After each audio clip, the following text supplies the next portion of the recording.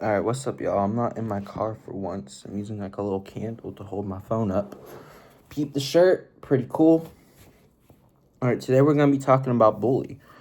I didn't think Bully version 1 was bad. It was like, okay.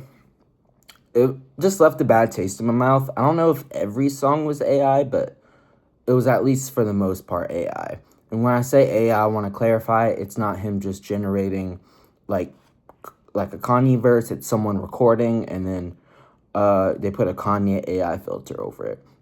I still think it's unethical, but I think like just generating a song is like unlistenable, unethical. Um, Everything after Bully version 1, like I think it was version 2 and version 3, like was just like ass. Like the physical release of Bully, I remember it leaked. I gave it a 2 out of 10. It still had all the AI. They made the instrumentals worse. They made the mixing worse. I think version 1 was like maybe a 5. Because, like, even when he was dropping them as singles, he was making them worse. Like, Preacher Man, the mixing got worse. Beauty and the Beast, the mixing got worse. So, I didn't really have that much hope for this album. What really brought me hope, I think this is what brought a lot of people hope for the album. When he tweeted, "No AI." So, everyone got excited for that. Sadly, it wasn't really that true. There was still, I think it was like 3 songs. One of them being fully AI, I think, and the other one just having partial parts.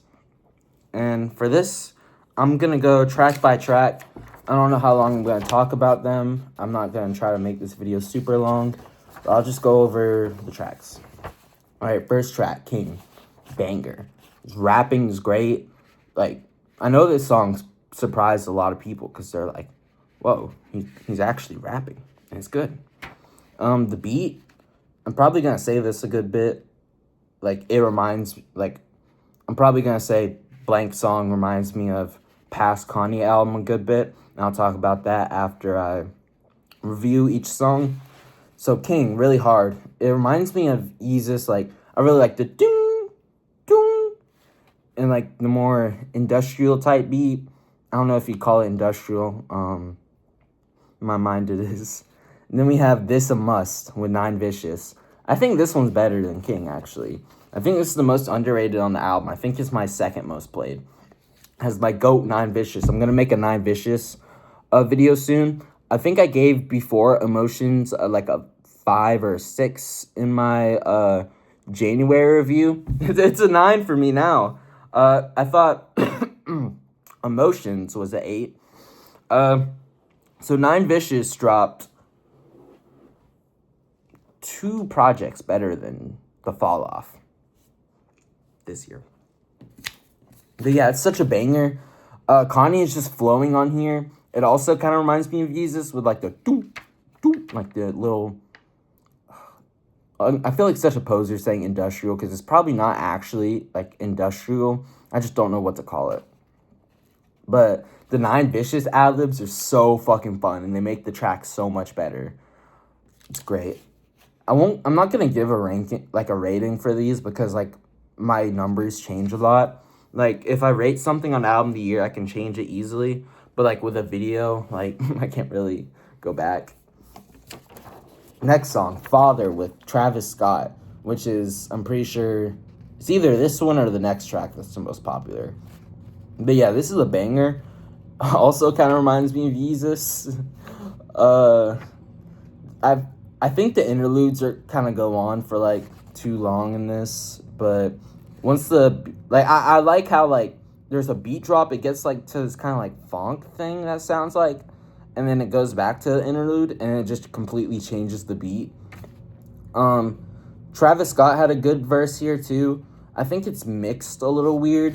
That's really my main problem with it and the interludes, but really good song. Next we got All the Love. This is probably, a lot of people agree, and I think I agree, the best song on the album. His it's kind of repetitive, I won't lie, but it's perfect. It's perfect to me. Like his vocals are amazing. I love autotune so much, so obviously I was gonna love this. it reminds me a lot of 808s and Heartbreak, but like kind of like a modernized version. I love the, what is it called? Talkbox. That Andre Troutman, I think that's his name, does. It really adds a layer to the song.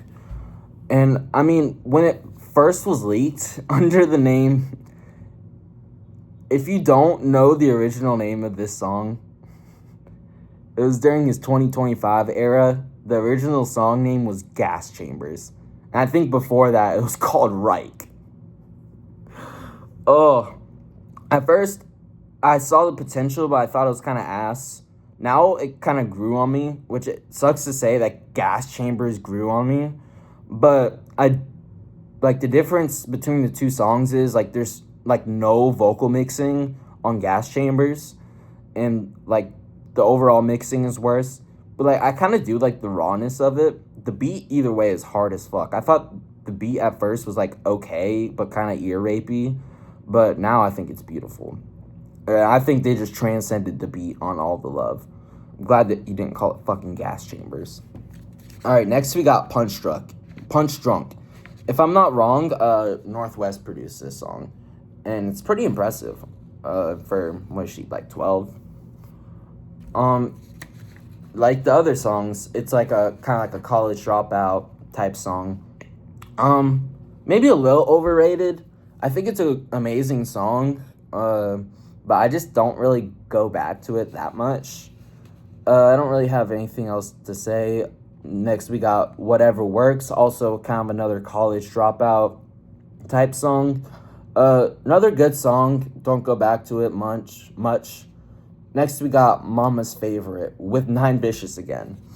Wow, it's really weird to say 9 Vicious, the guy who's like, what? Say what? Woohoo! Woohoo! To say I cried to a song with him on it. Yeah, this song is, like, heartbreaking. I feel like any song where Kanye talks about his mom is, like, kind of, like, destined to make me cry. But yeah, it just, like, the lyrics really hit home, like, about his, like, when he talks about his relationship with his mom. And I really like how it's, like, this kind of, like, empty beat for most of it, and then it just drops, and then, like, 9 Vicious vocals are really subtle. Like, a lot of people say it's bad mixing, but I kind of like how subtle it is. He's just like, what? And then he starts singing. It's like, even the 9 Vicious part made me emotional. Mama, everything. Mama, everything. And, oh, the interlude with his mom at the end. Oh, it's so heartbreaking. All right, next we got Sisters and Brothers. I really like the bass on this song. I don't know. I don't really have much to say about this. It's a good song. Next we got title track, Bully. When Bully version 1 dropped, I think this song was always, like, real. It was never AI. When it was originally called Serotonin, or I don't know if that was ever the official name, but that's what the fans gave it, or when it was just a snippet and they called it Oh No My Hoodie. I don't really know why they called it that. Maybe there's some lore. Yeah, one of my favorite songs on the album. I think it's really underrated. I really like Serotonin, but I think this, like, brought it to a new level. It kind of changed the whole song a bit. It sounds like something you'd see, like, a fucking, like, theme for a villain in a movie. A lot of people will say, like, that's, like, say that as an insult, but I think it's cool, like, a good thing. I think it sounds really cool. It's a really unique song, like, especially the beat. Like, it just sounds like some, like, even his lyrics are, like, villainous. And it brings a really cool atmosphere. CeeLo Green has a very good hook. All right, next we got possibly the most hype song on the album, Highs and Lows. And I feel like the end result was a little disappointing, even though I think it's still an amazing song. I know it's not in his control, but I really do miss the original sample. But, you know, he couldn't clear it, so it's still an amazing song. I don't remember if the original was AI, but I'd say I like this a little bit more than the original because, like, the original just felt so incomplete. But it's pretty close. I feel like this song comes the closest to being the same quality as the version 1 song. Next we got I Can't Wait. This was a version 1 song too, and he just made it so much better. Original one was AI, but I really like his vocals on here. It's like kind of like a college dropout type song, but with auto-tune. I think he has, especially his last verse, because I wasn't expecting the last verse. I was just expecting it to be like the version 1 version. But that last verse was really great. And also, there's like a rumor that there's like a remix with Lauryn Hill. I'm really sad that nothing ever came out of that. Next, we got White Lines, another song with Andre Troutman. I like it more than the version 1's version, but at the same time, like, I feel like I listened to the version 1 version more. It kind of just, it's a great song, I think, but it kind of grew off me. I thought it was cooler in the version 1 thing, but I mean, it's still better than the version 1 because the version 1 had AI, and it has that. My friend Lenny, she thinks she really likes how the version 1 version has the acapella at the end. I didn't really like that. I'm glad he got rid of that. Next, we got Circles. I don't know if this is the worst song or the second worst song. It's really fucking weird. The original one was just the MF Doom One Beer sample. I know it's not sampled. I don't think it's sampled from that. It's from the original sample, but I forgot what the original sample is. Everyone's used that fucking sample. Even Nine Vicious. Wait, did Nine Vicious use that sample? No. He just had a song called One Beer. I think he had like a Kanye sample in that song.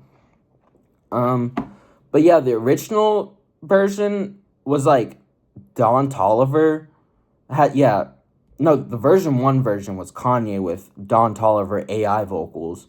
The one released on this album was a Don Toliver, like the same thing, but without the Kanye AI filter. It was Don Toliver, but then it goes back to a Kanye AI filter. But then I guess Don Toliver didn't want, Don Toliver's label didn't want him to associate with Kanye. I should start calling him Ye. I don't want to dead name him. For the rest of this, I'm going to try to call him Ye. Yeah, so since I guess they don't want Don Toliver associated with Ye, they took it off. Like, it was like off streaming for a while. And then Kanye Ye just put the AI filter over it again. So it's all Don Toliver with the AI filter.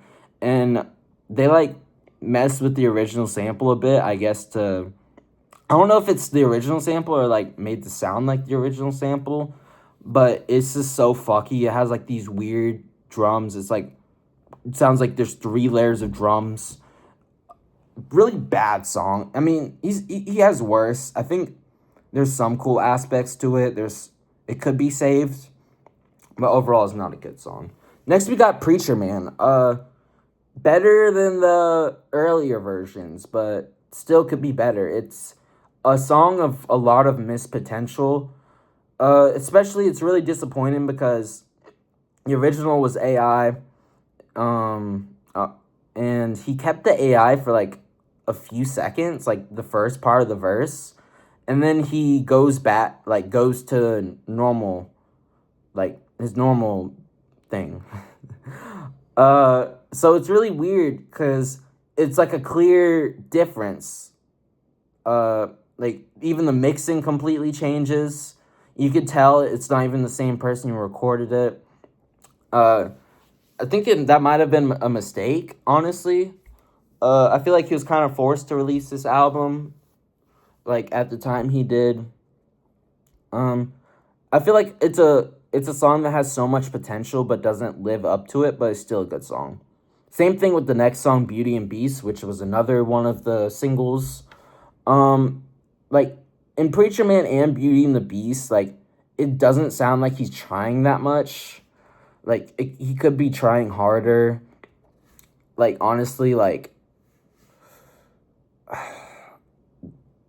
Beauty and the Beast low key sounded better with the AI one. I'm not gonna lie. It's just because, like, I don't know. I think the new one is like, I'd say it's better probably, but like the vocals on the AI one was, it just sounded better. Not to diss Ye, obviously not diss Ye, but he just doesn't sound like he's trying in the song.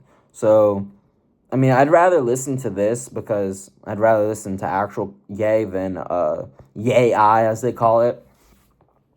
But next song, Damn. I don't think this song ever had AI. It kind of sounded like it, but I've heard a lot of people say it's not AI. It's good, but it's really boring, honestly, and it's not something I go back to. I mean, sometimes if I listen to it, I'm like, okay, that sounds pretty good. It's not a song to go back to on my own. It was a song I kind of hated at first. Excuse me. Next, we got Last Breath, another song I hated at first.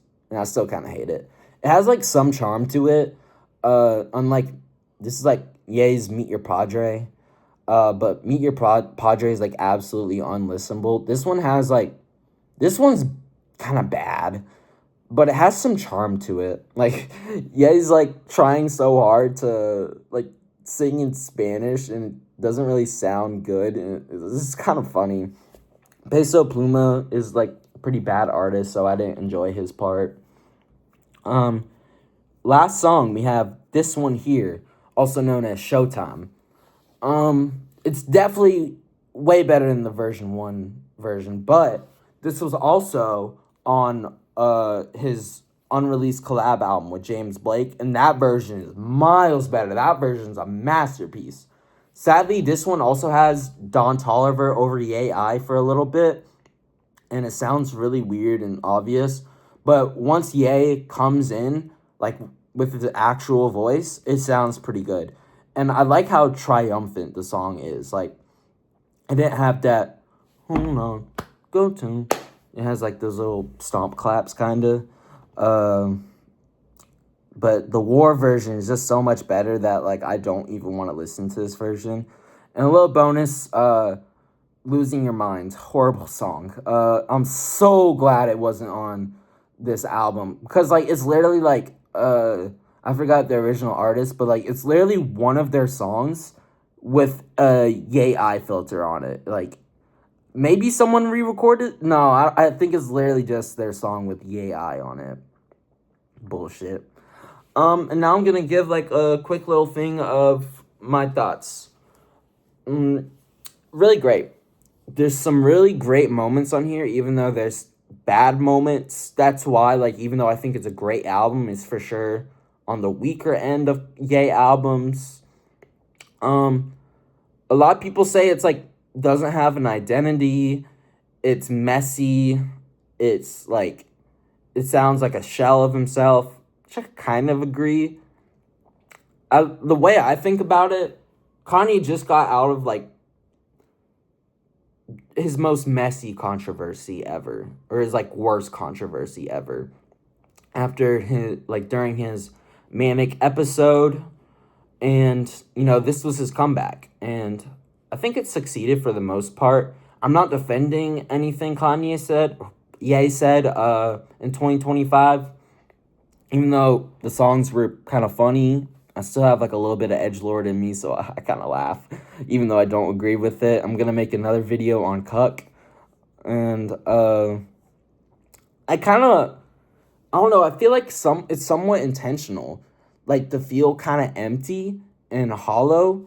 It kind of, like, shows his, like, mindset, because it seems like after his manic episode in 2025, he entered a little of a depressive episode. He wasn't active on any social medias. He was kind of hiding from the public.